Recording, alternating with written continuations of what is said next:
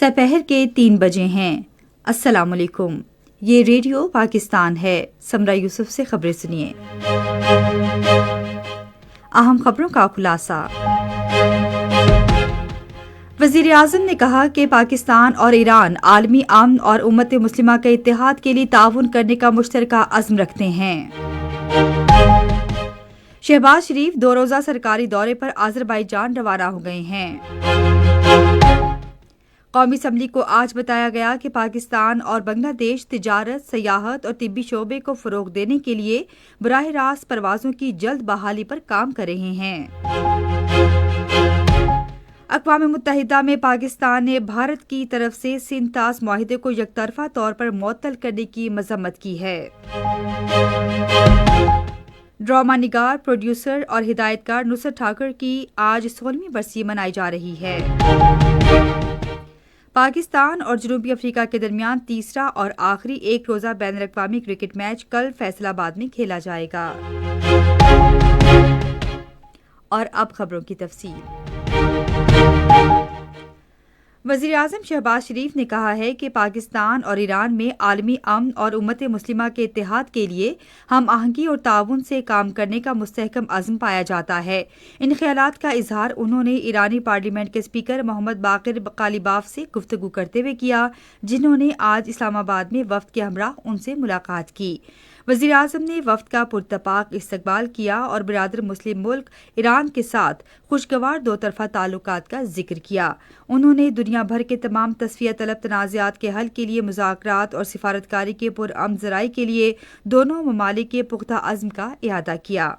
شہباز شریف نے اسلامی جمہوریہ ایران کے سپریم لیڈر آیت اللہ علی خامنائی اور صدر مسعود پزشکیان کے لیے انتہائی عقیدت کا اظہار کیا۔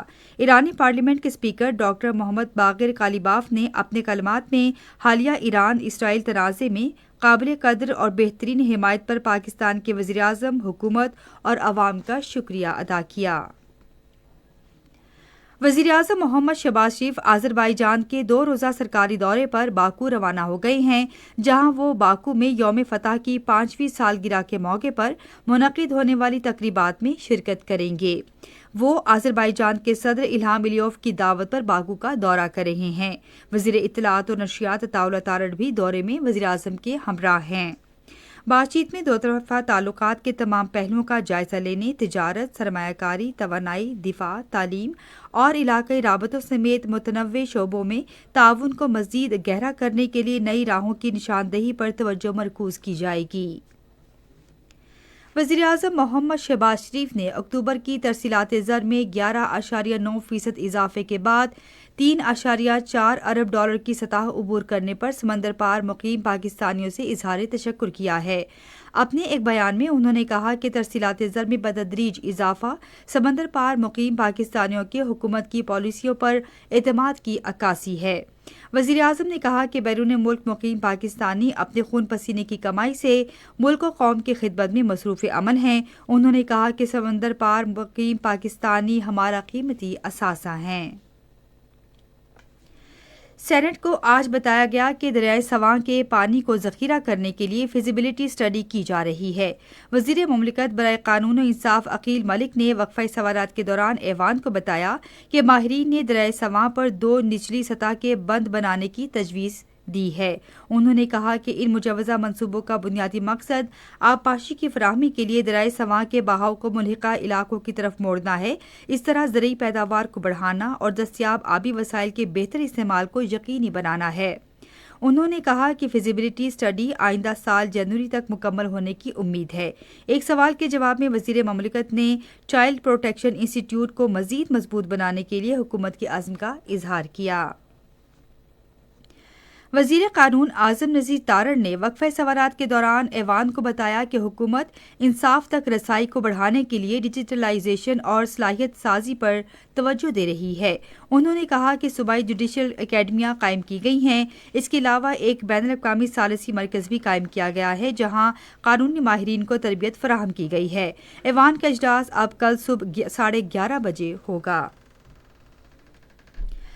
آج قومی اسمبلی کو بتایا گیا کہ پاکستان اور بنگلہ دیش تجارت، سیاحت اور طبی شعبے کے فروغ کے لیے براہ راست پروازوں کی جلد بحالی پر کام کر رہے ہیں۔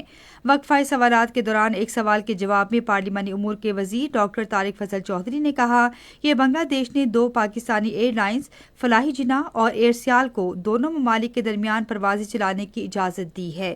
انہوں نے بتایا کہ 2 لاکھ میٹرک ٹن چاول کی برآمد کے لیے مفاہمت کی یادداشت پر دستخط کیے گئے ہیں، جس میں سے 50,000 میٹرک ٹن پہلے ہی فراہم کیے جا چکے ہیں۔ ایک اور سوال کے جواب میں پارلیمانی سیکرٹری برائے مواصلات گل اصغر خان نے کہا کہ 6 رویا سیالکوٹ کھاریاں موٹر وے پر کام جاری ہے اور 2028 میں مکمل ہونے کی توقع ہے۔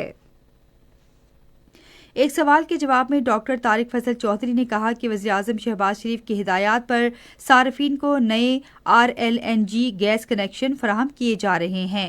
انہوں نے کہا کہ RLNG کی قیمت سوئی گیس سے زیادہ لیکن LNG سے کم ہوگی۔ ایک سوال کے جواب میں پارلیمانی سیکرٹری برائے انسانی حقوق صبا صادق نے ایوان کو آگاہ کیا کہ ٹول فری ہیلپ لائن 1099 انسانی حقوق کی خلاف ورزیوں پر مفت قانونی مشورہ اور مدد فراہم کرنے کے لیے 24 گھنٹے کام کرتی ہے۔ ایوان کا اجلاس اب پیر کو شام 4:30 بجے ہوگا۔ یہ خبریں آپ ریڈیو پاکستان سے سن رہے ہیں۔ اقوام متحدہ میں پاکستان نے بھارت کی طرف سے سندھ طاس معاہدے کو یک طرفہ طور پر معطل کرنے کی مذمت کی ہے۔ سلامتی کونسل میں اقوام متحدہ میں پاکستان کے مستقل نمائندے عاصم افتخار احمد نے ایک بیان میں بھارت کی جانب سے پانی کی منصفانہ تقسیم کے تحفظ کے طریقہ کار کو ختم کرنے کی مذمت کی، جس سے لاکھوں لوگوں کو موسمیاتی خطرات کا سامنا کرنا پڑ رہا ہے۔ انہوں نے کہا کہ معاہدے میں خلل ڈالنے سے علاقائی استحکام، ماحولیاتی توازن کو نقصان پہنچتا ہے اور بین الاقوامی معاہدوں کی پاسداری پر عالمی اعتماد کمزور ہوتا ہے۔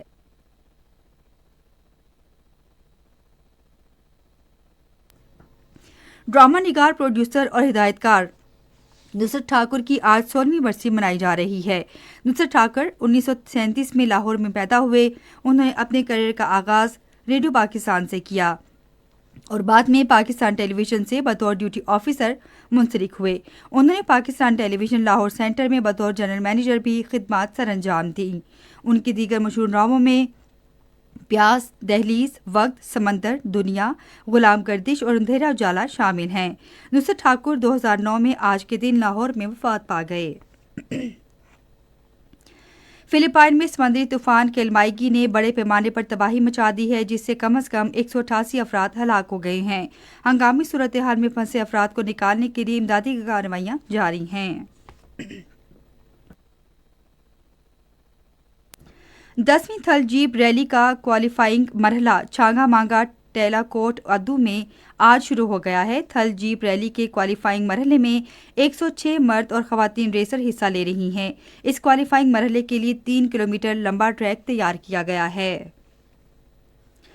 پنجاب حکومت نے آئندہ ہفتے سے پاکستان، سری لنکا اور زمبابوے کی کرکٹ سیریز کے لیے جامع سیکورٹی پلان کو حتمی شکل دے دی ہے۔ محکمہ داخلہ پنجاب نے نفری کی تعیناتی کے لیے باضابطہ طور پر وفاقی وزارت داخلہ کو درخواست بھیج دی ہے۔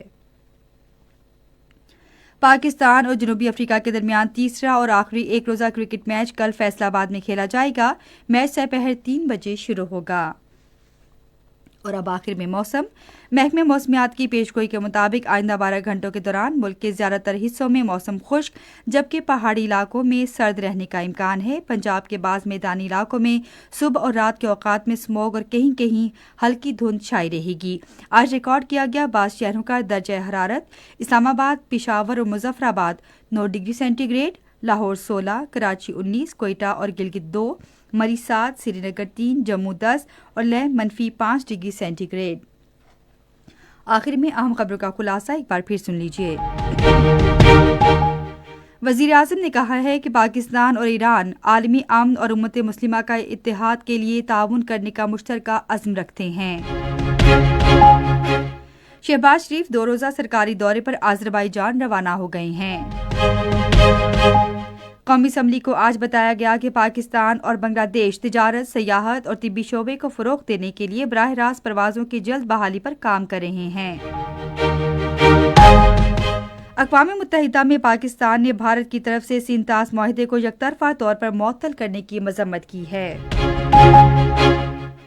اسی کے ساتھ خبریں ختم ہوئی۔ مزید خبروں اور تجزیوں کے لیے آئیے ہماری ویب سائٹ radio.uv.pk پر اور فیس بک کے link radio Pakistan news official پر براہ راست ویڈیو اسٹریمنگ بھی ملاحظہ کیجیے۔